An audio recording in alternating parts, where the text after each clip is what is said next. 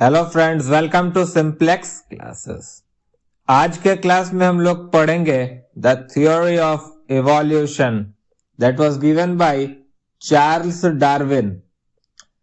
Charles Darwin का जन्म 12 फरवरी 1809 को इंग्लैंड में हुआ था। उनके पिता रॉबर्ट डार्विन और उनकी मां सुसैन डार्विन प्रसिद्ध डॉक्टर्स थे। बचपन से डार्विन को पढ़ाई में रुचि नहीं थी। उन्हें वेरियस टाइप्स विभिन्न प्रकारों के जीव जंतुओं के अध्ययन का शौक था। डिफरेंट टाइप्स ऑफ स्पीशीज के बारे में वो अध्ययन करते रहते थे, उनको ऑब्जर्व करते रहते थे, उनके ऊपर लेख लिखते रहते थे।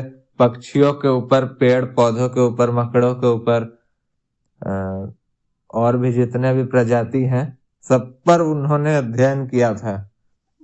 28 साल के बाद उन्होंने एक किताब लिखी थी on the origin of species. तो जो थ्योरी दिया था उन्होंने, अब उसके बारे में देखते हैं। इस थ्योरी के हिसाब से वो स्पीशीज, वो प्रजातियां सरवाइव कर सकती हैं धरती के ऊपर, पृथ्वी के ऊपर। वो प्रजातियां सरवाइव कर सकती हैं जो the process of natural selection. Natural selection मतलब अपने एनवायरनमेंट के हिसाब से खुद को ढालना। जो आपके आसपास हो रहा है उसके हिसाब से अगर आप खुद को ढाल सकते हैं तभी आप सरवाइव कर सकते हैं। According to this theory, the species survived through a process called natural selection, where those are successfully adopted or evolved to meet the changing requirements of their natural habitat. But those who failed to evolve and reproduce, they died. जो अपनी प्रकृति के अनुसार खुद को नहीं ढाल पाता है वो जीवित भी नहीं बच पाता है। कई सारे बर्ड्स के स्पीसीज आपको पता होंगे कि एक्सटिंक्ट हो चुके हैं। कई सारे बर्ड के स्पीसीज, कई एनिमल स्पीसीज भी धीरे धीरे एक्सटिंक्ट हो रहे हैं। वो इसी थ्योरी का एक एग्जाम्पल भी आप कह सकते हैं कि अगर आप प्रकृति के साथ खुद को नहीं ढाल सकते हैं तो आप सरवाइव नहीं कर सकते हैं। उन्होंने पेड़ पौधे, different types of flora, fauna, fossils, हर तरह के चीजों के ऊपर अध्ययन किया और उसके बाद यह किताब लिखी थी, द ओरिजिन ऑफ स्पीसीज। 1858 में उन्होंने ये किताब लिखी थी। 24 नवंबर 1859 को उनकी किताब पब्लिश हुई जिसका नाम था on the species bye means of natural selection. Darwin को प्रजातियों के विकास की नई अवधारणाओं के जनक के रूप में भी जाना जाता है।